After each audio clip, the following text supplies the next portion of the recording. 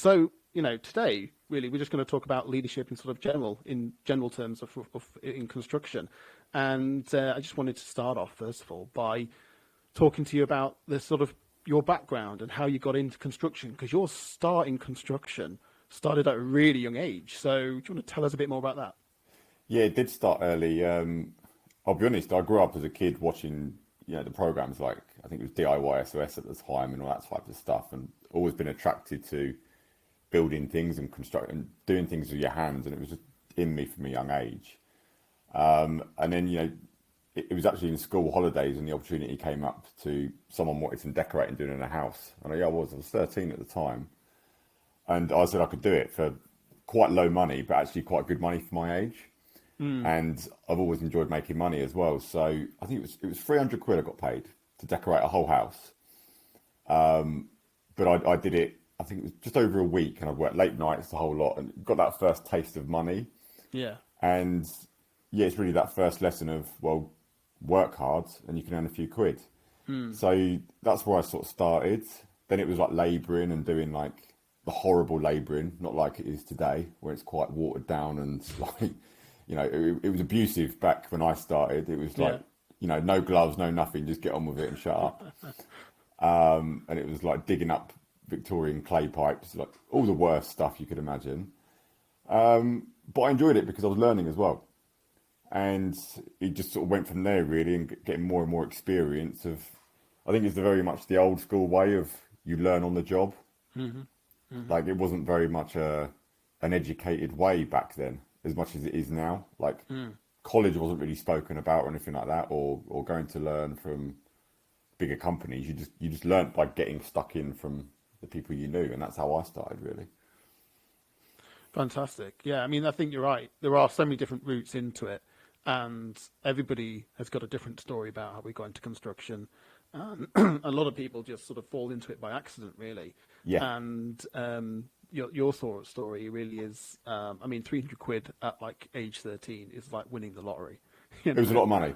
Yeah, Yeah, yeah, it was a lot of money. I mean, this was a time when, like the trainers that everyone wanted, the most yeah, expensive pair was like 70 quid. yeah, yeah, yeah, yeah, Not like today, and people are spending yeah, a grand on trainers and stuff. So yeah, it was a lot of money back then, yeah. yeah, yeah.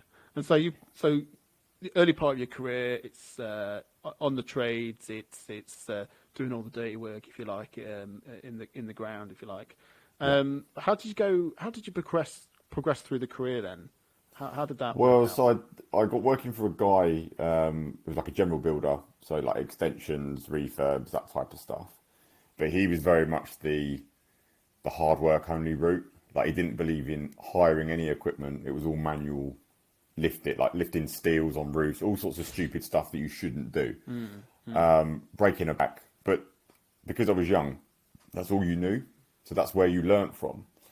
And this is one of my things now, and I'm sure we'll get into, is like the state of like the education side of it and the learning side, because you only know what you know at the time. And I did that because that's what I knew, and it was backbreaking. But again, I enjoyed it. I was learning, and then that guy actually retired. So there was me, a few others, and then a few good subcontractors as well. And I sort of just picked up the reins of started my own company, but it was just like just taking forward what I'd learnt from him. I didn't learn anything about business or anything like that. It was just, okay, we round up figures, we put a price in, and on a bit of paper, we get paid in an envelope on a Friday. That's how Yeah, it was. yeah, yeah, So I started doing extensions, refurbs, that type of stuff, and it sort of dawned on me, and I was like early 20s, that I didn't really know much about the business side and actually what I was really doing. Like, I knew how to do the physical graft, but there's a ceiling on that in what you can earn and achieve as well as a business owner. So I actually then joined a commercial construction company as a project manager. So, which was a difficult move for me, because you take on the hat of like, no, I've got my own business, but I didn't let the ego get in the way of going, no, I need to learn, because I didn't go to college or university or anything like that. So I was like, well, I'm going to take this, learn from it, and then apply it into my own business. But as it happened, I then became a big part of that business, became an operations director eventually, and a good deal along with that company. So I stayed there for a long time. And then we grew that business up to a decent level, doing sort of £10 million a year, which was all commercial construction. So I started in residential, and then we went into the commercial world of doing like warehouses, refits, offices. So it gave me really a real good mix of the whole industry. And yeah, it's been quite a journey really, because then your eyes really do open up. Because I think for me, just in the first couple of weeks of being in a commercial environment, you realise how different it is. Yeah, It's I wanted to so ask. different. Yeah, I wanted to ask, like, what is the difference then from owning your own business and then moving into a reasonably sized sort of construction business already established and picking up the reins from there? Yeah, it was the learning curve is mainly on the business side and the financial side. Like everything is priced properly, and there's estimators and there's QSs and all these people and job titles that I'd never even heard of before. And you realise it's run like a really tight ship, whereas my world before was rough square meterage, slap a price in, guessing a lot of work, and I used to do that. I used to guess prices all the time, Yeah, because I didn't know how to price it properly. yeah, But then you learn all the health and safety stuff as well. And then honestly, within a couple of weeks, it's like, fucking hell, I don't know my elbow from my arsehole with this stuff. yeah, A completely different world to the physicalities of building stuff on site. Huge eye opener, but also still an aggressive, turbulent ride as well. People think when you say a business is doing a couple of million, which it was at the time when I got involved with it, the growth path was incredibly turbulent. It wasn't like a relaxed environment, because the pace at which you're doing stuff, the amount you're churning, you're pricing, you're quoting, you're then delivering on site with a bigger team, brings its own challenges, because it's not just you running one site, there's sites all over the country. So just a massive learning curve on all aspects, really. What did you do after that then? Did you go back into self-employment at that point, or did you stick in No, with so commercial? the deal I did with those guys was like a profit shared deal, and so it was a very good deal. And don't get me wrong, it was a great. So it was sort of like an in between bit of not really employed, but part of the company and the outfit. But the opportunity came up to leave last year and sort of exit it, so I did, and I took it. And the reason for doing that is basically we'd reached a level when it was become more of a boardroom, and there's managers and directors to manage other managers and other directors, and you're so far removed from the actual the fun bit of business, if you like, Yeah, for me anyway.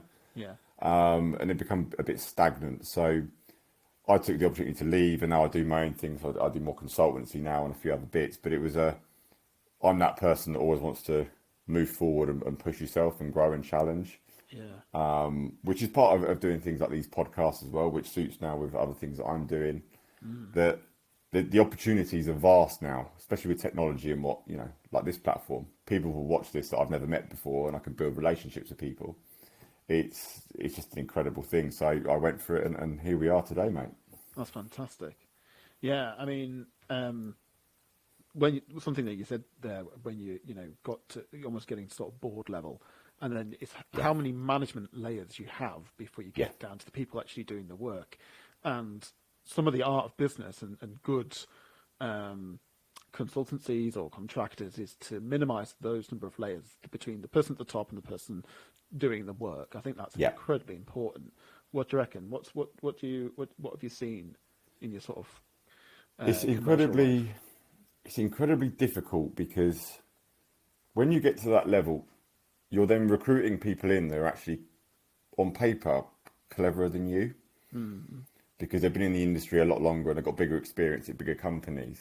But the challenge is they don't have your vision and your values, because it's very different. Because we were like the young entrepreneurial company, and then you're bringing in people who are corporate, stiff, rigid, if you like, and you're trying to get that balance, and it's so difficult to filter through, because you get the people who want really, really hired money just because they've been in the industry a long time but not actually very good, and then you get the people that are trying to make a name for themselves, and it's so difficult, because you want your ethos to spread all the way down, but when it's a certain size, you can't control it. It's so difficult. One of the biggest challenges actually is recruitment. It Yeah. really is. It's always been an issue in construction as a whole anyway, but the bigger the company gets, I think the harder it gets. It really is Yeah. difficult. Absolutely. I think that's one of the sort of challenges when I speak to leaders and I speak to construction professionals.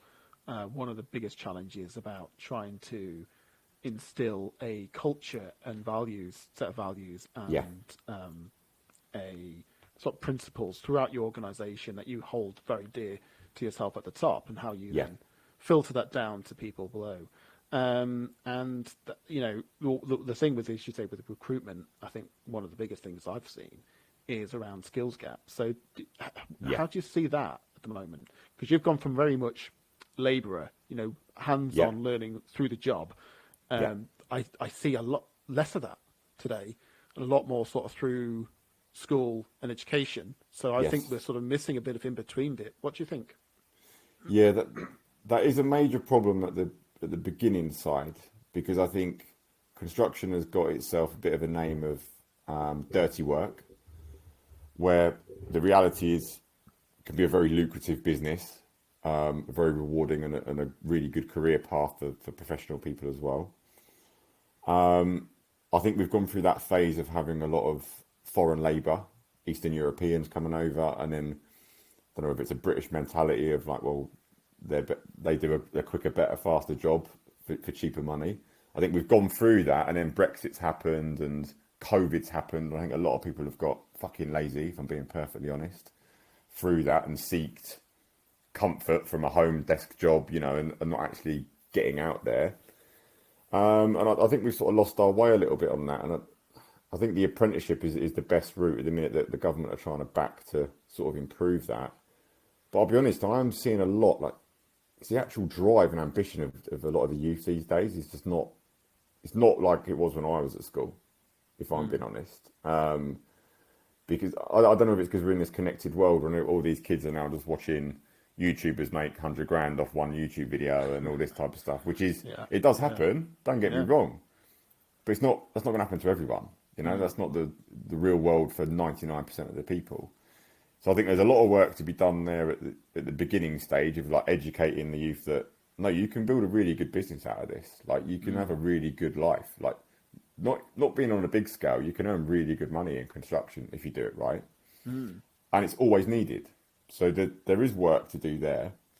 But then I think at a higher level, there's a lot of challenges as well. That there's a lot of the old school that I call them, which is there's a lot of ego in construction. A lot of like macho men who, in their 50s, 60s who are very much like, we do it my way and that's the only fucking way. Where what I've actually seen is a lot of younger females coming into the industry are actually better than those old dinosaurs, which is mad. But, and this is coming from two men having this conversation, but the organisational skills of a woman and their touch, and you know what it's like if a woman asks someone to do something on site or in an office, it gets a very different response to two men like trying to be ego dominant. Yeah. So there are issues, but I think we're in this sort of transition stage now where a lot of those older people are going to retire. And we just need to find a bit more of a balance now of still more professional people, but equally with the right attitude and can do Yeah. positivity to actually make shit happen on site Yeah. still. Yeah. I mean, I really agree because, my background is, I went through college and pretty much from day one I was sent to site. So I was working on site, but the majority Yeah, of my time was sat in a cozy chair in heated office as a designer. yeah. But the getting out on site bit, I really like. I really enjoy. It's fun. That's the really exciting bit, And if you're a nerd like me, if you're really into like your problem solving bits, that is when you can plan for everything. When you're a Yeah, designer, you can design anything. But when you get into the ground and you find a real life problem, you've got to solve it there and then because you've got to cover the whole up. You yeah, can't just divvy around for like months. You've got to work out a solution there and then. That's exciting. yeah, That's where the thrill is, and it can be. I can find it really enjoyable. I think what I've seen, or what can be some of the connotations of working on site, it can be very adversarial and very command and control. There's not a lot of, and we talked on about sort of differences of generations. I think the generations sort of coming in, millennials are part of that, but I think also Generation Zs that are coming into the workforce, were already in the workforce now, but are, really getting into the workforce. Yeah. I think we find that they want more out of work. They want more than just, you come, you do your 9 to 5, and you do what you're told, and then you go home. They want a bit more than that. So, what do you think? What can construction do to sort of adapt to that? As you talked about, we term them dinosaurs leaving the industry, and I think in part that is a good thing. We do have a lot of old ways of thinking, and for us to do things differently, do things better, we do need a different way of thinking. So what do we do in terms of encouraging younger people into the industry, and how do we solve that problem about making it exciting and interesting, and a place where you can get more out of it than just coming in and doing a 9 to 5? I think, based on how the world is today, if you actually zoom out a bit, and I've entered into this world now and I understand it a lot better, that obviously social media is a huge dominant force now that is not going anywhere ever. It's always going to be a big part of life. And when I say that, I actually say that with a bit of resentment, because what I hate is when you see a family all on the phones just scrolling. But we can't change that. That's how society is now. Now, when you understand that fact and accept that, but then you see that construction is actually quite a dinosaur still, in as such as, where do you really see good construction pages or followings or content or stuff like that? It's nowhere near a lot of the other industries. It's not cool, is it, to be in construction? No. So if all the kids are on the phone, it makes sense to be there, because it's the only way we're going to get their attention at 15. Where is the attention? Where's everyone looking right now? Yeah. And this is the whole thing with marketing. And I think any construction companies listening to this, marketing is not just to get your clients, it's to get your staff. Like, you get the best staff from the best marketing, because if you're a cool company, people want to go and work for you. Simple as that. Yeah. But what I typically see is a construction company. You've got the very small company. It'll be Terry the builder, and he posts his ham, egg and chips on a Friday morning, post, or him in a white vest driving his Transit. Yeah. Not very attractive. Or you've got the big construction outfits, and they're just posting like a grey, bleak, we've just fitted a pipe in a factory somewhere. That's not exciting. No, I totally agree.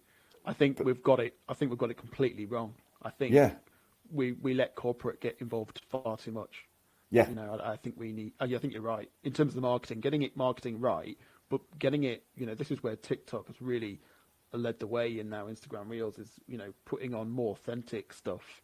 Yeah, probably maybe not too authentic, but stuff that, where you've found a problem and you've solved it, know, and how everyone wants to mock in and be involved in that solution. Yeah.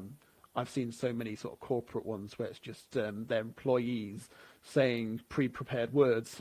That's not really attractive. That's just still the corporate voice said by your employees. It's not the same thing. Definitely. And the part of that, the reality is that, I work for a really good company. I know I do. It has its flaws, and I'll call them out on that. There's still a lot of work for stuff for them to be good. And I think we should be honest. I think that's the whole point of accountability. And any company that puts goes, we're the best, I think, is bullshit. Yeah, exactly. Got to be authentic about it. Absolutely. Yeah. And my biggest problem is that what I'm seeing a lot of now is a lot of the leadership and the higher management stuff. A lot of them are, they were a QS and they've gone into a senior commercial role or a management role or a director role. Or an FD role, and these are the types of people that have got the big say at the top, and they don't have a fucking clue about the actual industry, which is it's a problem, Yeah. I'm not knocking the skill sets, because you need those skill sets to run a really good construction company. They are a necessity, but that can't be the voice at the top, because I've always said this to anyone I've worked with and the team that I had was that never ever forget that when you're looking at a job, because you get into it, you're looking at jobs that are millions of pounds in tenders, and all you see is the job on the spreadsheet and the numbers. Never ever forget that there's lads on site doing that job. And the art, in my opinion, of construction is bringing your lads on board and subcontractors and the team on board. But it's very different to bringing the office and the team in the office on board. And it's very easy to create a them and us environment, which is a dangerous place to be in. I totally agree. I mean, I've been on site before, where you walk around the site. So I'm a designer, so I'll walk around the site with the client and with the project managers, and we'll be looking at particular issues. And I've been on site when the client and the project managers, they don't talk to the people actually doing the work. Yeah. We walk around, oh, this is a problem, right? Okay. Well, how long is that going to set us back by? How much is that going to cost? And nothing around the sort of solution. And I make it a point really when I'm on site to really get to know the people working on the job. Yeah, definitely. And people skills. They've got the best knowledge because they're closest to the project. They know the constraints on how to solve the problems. Yeah. And the commercial side of it's completely detached. You should, my opinion, put that to one side. And project managers, clients, really need to get to know who's building, what they're building for, and what they're building their asset. Definitely. There are so many ways that right now we could take this conversation. We could take this into marketing. I could go off on this for a long time, Michael. Yeah, and we're going to dig into a bit of leadership. One thing I actually wanted to talk about, something we don't really talk a lot about in this podcast. Yeah. But I run a couple of businesses, and I'm starting to learn what it's like in the business world. Okay. And you started touching on it. I've looked at it going to a technical. So I've gone through a technical education and got to the highest point in my career where I can do technically, and I stopped. I couldn't go any higher than that. I had to learn people skills and leadership skills to keep moving forward and keep moving up in order how to build a good team that want to do really good work and serve our clients and serve our society. That's what I've been focusing on. And that's really good. I'm getting really good at the people bit, really good at the leadership stuff. But I'm still quite low down on the management side. So I'm still not I still put quotes together, still put quotes in and get fees and get paid and that kind of stuff. But I'm not physically running the business, so I don't worry about insurance. I'm not worrying about overhead, as such. What kind of transition or skills do you need to sort of move through all the technical and people skills and then get to the position where you're running a successful construction company, whether it's a design company or whether it's contracting? What kind of skills, what kind of support do you need? Big question that is. And I talk about this a lot now with different business owners and smaller construction companies, but a lot of it is the right direction. And so first and foremost for me, there has to be complete agreement at the very top of the direction of where the company's going.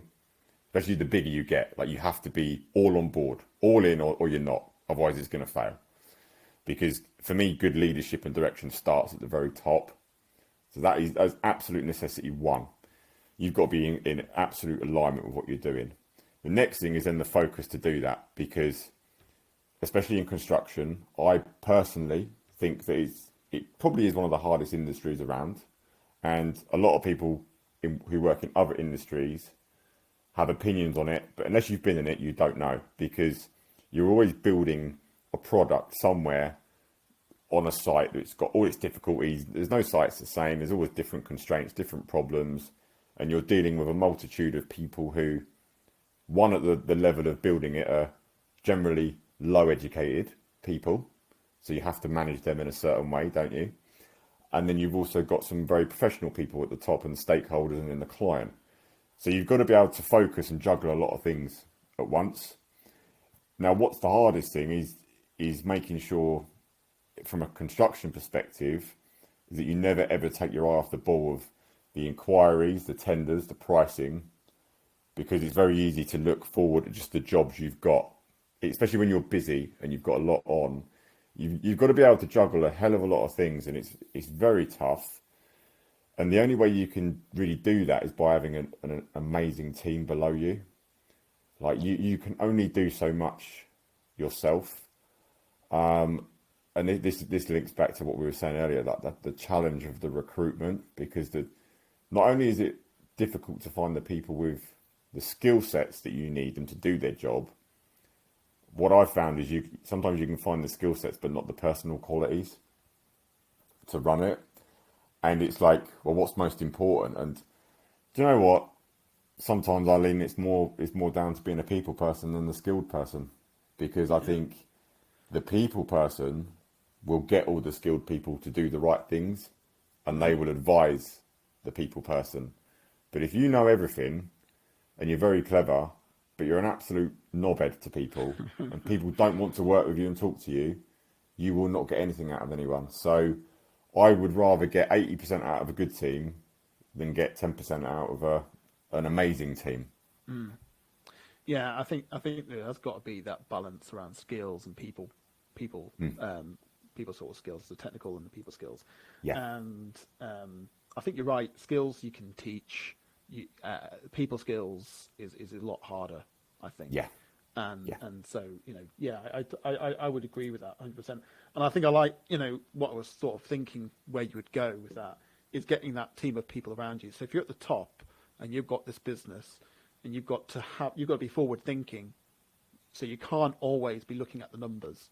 And so, you might be really good at the numbers and poor at the vision. So get someone in who's good at the vision bit, but you might really good visionary, but poor the numbers. Get someone in to do the numbers for you. But even if you're good at both, juggling both, I think, is difficult. Really difficult.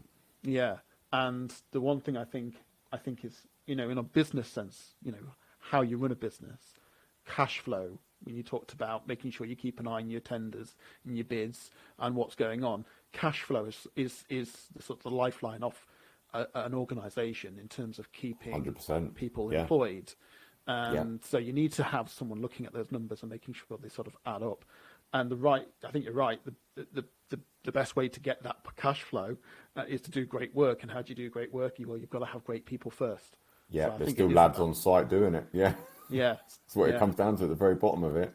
Absolutely. So I think, I think it's fair to say out of the conversation that we're having that it's important as well for that person at the top with the vision to be seen by the group of guys and girls at the at the bottom of the organisation who are physically doing the work. What about that? I think that's one of the issues with the industry. There's this disconnect between the very top and I'm not going to say the bottom, because it's by no means the bottom whatsoever, but it's the delivery side of the business and the actual physicalities of doing the work. There is this huge disconnect, and it's countrywide. It's probably nationwide, worldwide, should I say? Yeah. But I think what people always appreciate is just genuineness and actually giving a shit.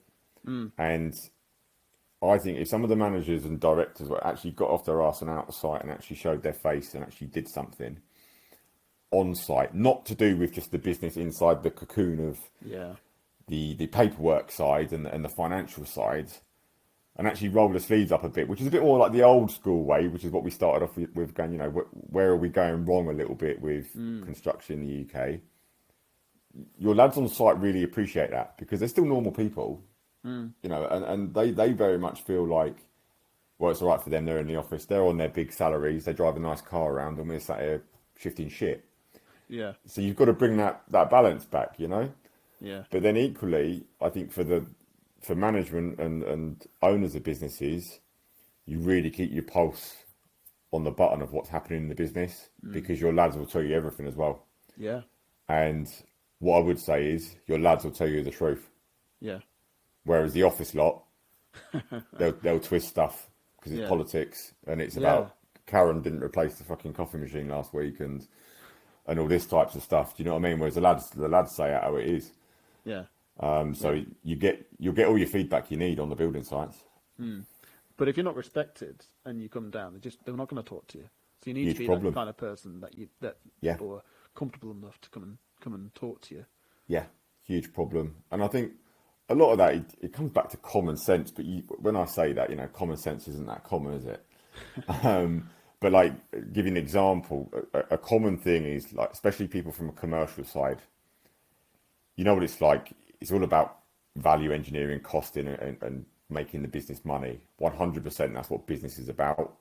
But when it comes to arguing with a decorator, let's say over 50 quid, and it's a difference between nothing for the company, really, in the grand scheme of things, but that decorator going home 50 quid short and he can't get a takeaway that night with his missus, and then she's Yeah. going mental at him, you're not going to have a happy soldier. Yeah.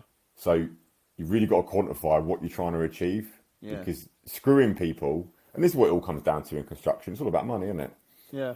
If you Yeah. keep tightening the screws on people and being an arsehole as well and not being a leader, you just get pissed off staff. Yeah. It doesn't work. I think, I mean, I don't know if you've seen much of this, but, the construction industry has one of the highest rates of male suicides. And it's Yeah. really, Very really aware poor. of it. Yeah. It's very, very poor for mental health. Yeah.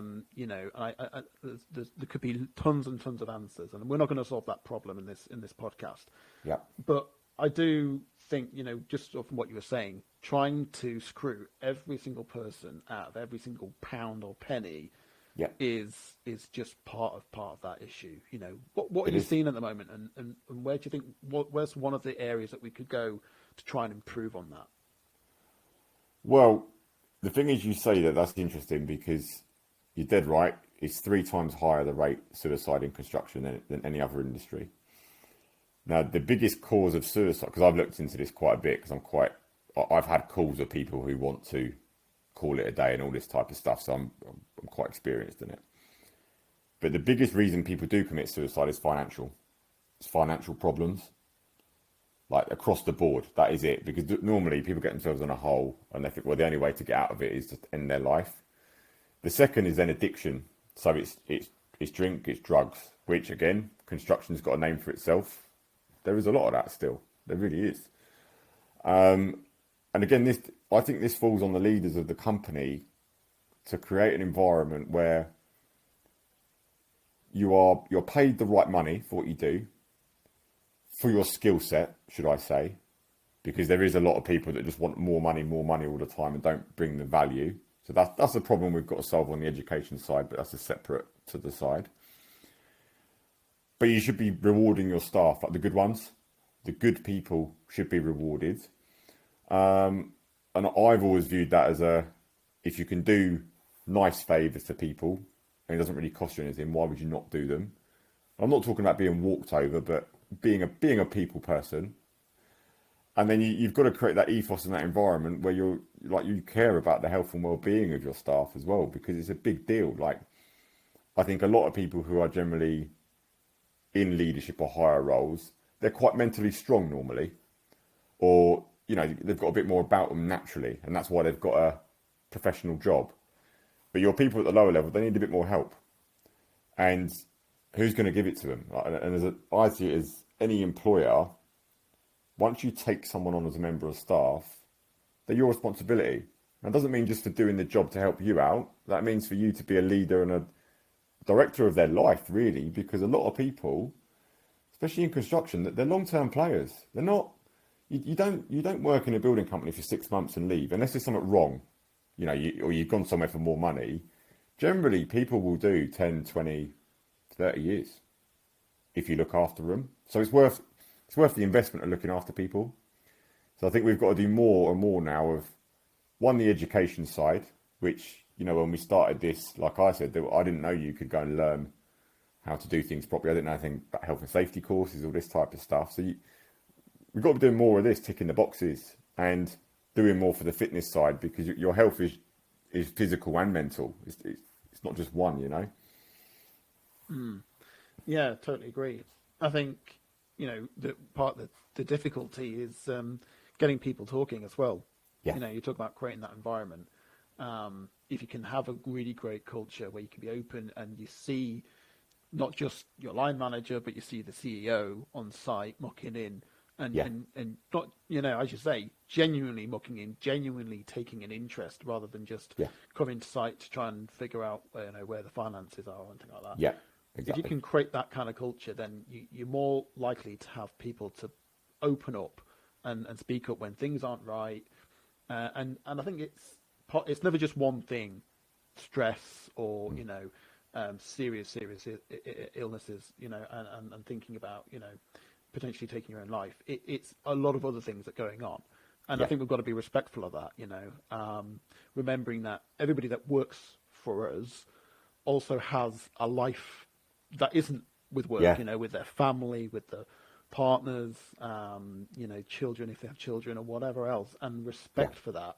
That time is their time, and I've gone through life, and I always want a bit more money. Of course I do. Who doesn't want a bit more money? But when I was younger, I was just hungry for money. I just wanted to get paid, and where's the next pay rise coming from, and all that kind of stuff. Yeah. As I've got older, I've got 4 kids now, and I'd actually, if someone said, I'm not going to give you a pay rise, but I'll give you 10 extra days off, I'm like, yeah, great, that's Yeah. fantastic. Worth so That, much more, isn't it? Yeah. that to me, so everybody values things differently throughout the different courses of their career and different courses of their life. Yes, definitely. And I think a good leader recognizes that Yeah. and balances that. So, making sure, I think you're right, making sure people are paid the right amount, so that they can live, but not just live, but they can thrive and enjoy life, because there's more to it than just work. Of course. But then also understanding what do they value, because I would, at my stage of my career now, I want more freedom. I want more time with my children. Yeah. So I mean, Exactly. that's brilliant. We haven't got a lot of time. I wanted Yeah. to cycle back a bit about how things have changed. We talked about the old school way of doing it. And I look at where I am at the moment, especially having gone through COVID, the workplace inside an office, not only on site. I don't know quite how it has changed on site, because I haven't been to site since March 2020 because of COVID. Yeah. Other than Wow, it's a long time. other than through a camera on WhatsApp. But in the office, the attitudes have completely changed. There was an attitude when I was a spotty faced 17-year-old, starting as a trainee draftsperson, that we weren't allowed to listen to music. We weren't allowed to have any distractions. You came in, you did your 9 to 5, and you left. That was it. Yeah. Nothing. It's totally different now. The office is not like that. There's people, not even just Gen Z, but millennials and even Gen A's who will be watching Netflix at their lunch break, who will listen to podcasts, and it's a completely different environment now. And there's a part of me just thinks, can't do that. And actually, but why? If the work's getting done, who's it hurting? That kind of thing. So the attitudes to people have slightly changed, and I do think it needs to a little bit as well. The way it was before, and I think COVID sort of like fast forward to this, but the way it was before in construction was very old school, and I think it's gone the other side now, and we almost let anything go with fear that if you say, oh, you can't do that now, people will start leaving in their droves. So there's this, I think, you started talking about it. They've got to find this balance between embracing new ways of doing things and new ways of thinking, but also the old ways about making sure that everybody is mucking in. Yeah, 100%. And the biggest thing on that is environment is everything. Like, the environment is going to dictate the performance of any team. Like, if you're in a hungry, ambitious, high energy, positive environment with a bit of stress, a certain level of stress and pressure is a good thing, don't get me wrong. If you can create that environment, then you're going to have people that are willing to do that, but you've got to have staff that buy into the business and the bigger picture of what you're trying to achieve as a team. And that is the challenge. That's the real challenge, because when you haven't got that, people are looking at their watch and going, well, it's my lunch break at 12, and I will just watch a podcast and put my headphones in, which I'm all for it, learning and podcast. No, I've listened to a lot of stuff and learned from it in my own time as well. But my fear is we're going down this insular road, that the more and more people that are doing that, especially from a young age, we're then losing those personal skills. The gaps is getting bigger, because although we're learning more, we're learning in a fashion that is just one way, and there's no conversing, and there's no, you know what it's like now. We're in this world now when you can't even banter with people now, and you can't say stuff because you're scared of calling them a they or a them, or how is anyone supposed to know how to communicate with people these days? Which we're losing that, and it's an issue. And I'm not saying that I've got any issue with anyone who wants to change sex or be anything, whatever you want to be. You crack on. It's not my opinion, but we can't all try and juggle everything, and then ultimately we don't even communicate with anyone because we're a fear of calling someone the wrong thing. And what we've spoken about as well in construction has typically been a very blunt, swearing environment, quite hard hitting. So we've gone from like one extreme to the other, and I think that's where the two worlds are colliding now, where I think we all need to get a fucking firm grasp on reality and just remember that we're all just human beings and people. Yeah. And, ultimately, if you're at work, you should give a shit about your job as well. Like, you should care about it. And I think a lot of people have got stagnant and maybe a little bit, not lazy, but a bit more, reflective on, well, there's a bit more to life than just stress and pressure. But then equally from the employer, that they need hungry staff. So we've just got to rebalance this level off. And I don't know how we're going to do that really, other than the only way to really do that in anything is always from the very top. It's not from the staff. Like the staff can bring so much to the table, but it's that leadership at the top. And I think it's quite a challenging time now. It really is quite a challenging time. How much do you think that leaders need to listen to those sort of lower down in the organisation? More than they talk. Yeah, brilliant. Yeah, really is. The hardest part with leadership is the bad leaders are the ones that are always talking all the time. But the hardest part of a leader is listening, but then deciphering that and understanding what's the actual truth. But then mixing that with trying to drive a business forward still as well. So it is a challenge. But normally the more you listen, and what I've found is listening is not just from what people say. It's everything else. It's their reactions, it's their their mannerisms, their demeanour. Listening sometimes is just seeing how someone walks in the building, something's wrong with them because you know that person. Which, going back to what we started talking about earlier about being a good leader, it's listening and watching what people don't say. And I think if you genuinely do care, you know what all your staff are up to in their personal life and what they've got going on. Not everyone, if you've got hundreds of employees, it's impossible to do that. But all the people around you, they've got 2 kids. One of them has just got divorced. One of them's just had financial problems. And, you might be doing things to help them out with that. But then if you're like that with them, they're going to be like that with people below them. Yeah. So again, it's that whole filtering down thing. But yeah, listening is a key. Listening will tell you all the answers you need to know. Yeah, I like that. Listen more than you talk. I think that's really important. Yeah. I think I said something sort of slightly different or similar, but in a slightly sort of different way. Is I always used to get told, don't come to me with problems, come to me with solutions. That's what I always used to get told. Yeah. And that's a really good idea because, you've got to be able to have a solution up your sleeve if there's a problem. But also that put me in a situation where I didn't want to go to my land managers unless I had a solution. The fact is, I didn't have the education or knowledge or confidence to work out the solution without their help. So I changed that round to don't come to me with solutions, come to me with problems. Because I want my team to be confident enough that if they've got a solution, go for it. If you fail, that's fine. I'm going to be here to support you. There's nothing you can't break that we can't fix together. But if you've got a problem, don't sit and stew in it. Let's talk about it and work it out together because we work together. We don't. I'm not here to hear solutions. I'm here to hear problems and hear feedback. So definitely the easiest thing for people to do when there's problems is to be the loudest voice in the room and let the ego take control and be like, well, fucking sort it out and just crack on with it and then just walk away from it.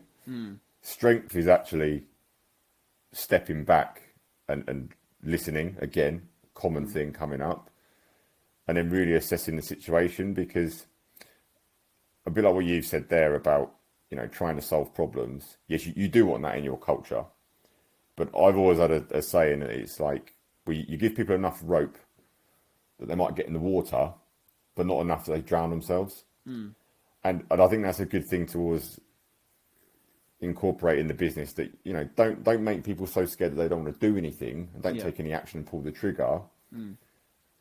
But equally, don't just leave it for 6 months, or when they're working on something, and you've got to verify a lot of stuff along the way. And again, it comes back to that proactive, keeping your eye on the ball. Yeah. And I think this is where there's a lot of people screaming now, sort of saying, "Oh, but I don't have time to solve everyone's problems." And there's also the flip side of that, is there's managers that will dive in too early and solve everybody's problems without giving other people a chance. Yeah. So I appreciate there's a careful balance. And the more and more people I talk to, the more the common theme of coaching comes in. So, Yes. if you're not familiar with what coaching is, it isn't solving people's problems. And it's not, most people have the knowledge and have the tools to sort the problem out for themselves. And all that they need someone to do, as in a line manager or a leader, as a coach, is just to talk to them about it and listen. Don't wade in with solutions. This is what I used to do with my wife. She would be telling me about problems she's got at work or problems she's got with such and such, and I'd wade in with a solution thinking I was a knight in shining armor, and then she'd get upset with me because what I realised is she doesn't want me to solve the problem. She just wants me to listen. And I think it's the same in leadership. It's the same in construction. If you just wade in every single minute trying to solve the problem, you disempower the people around you. And the key is to empower people, give people the confidence that they can solve the solution, solve the problem themselves. And I would say that out of everybody that comes to me with a problem, in quotation marks, only about 10% of those are actual problems that I can solve, and the rest of it is something that they have the knowledge but don't have the confidence. So I just got to pull out the confidence in them. So. Yeah, definitely. I agree with that. Awesome. Right. Well, look, we could keep going. There's so many. We could talk about marketing, which is a massive topic. Yeah. We're going to have to bring this podcast to a close, unfortunately. We'll have to do a part 2, mate. Absolutely. So I wanted to ask you the final question, which is the same question I ask absolutely everybody. And I think it's a really good question, which is, what do you think is the most important aspect of leadership? Good question. And the immediate thing that's come to my mind when you said that is one word: it's congruency.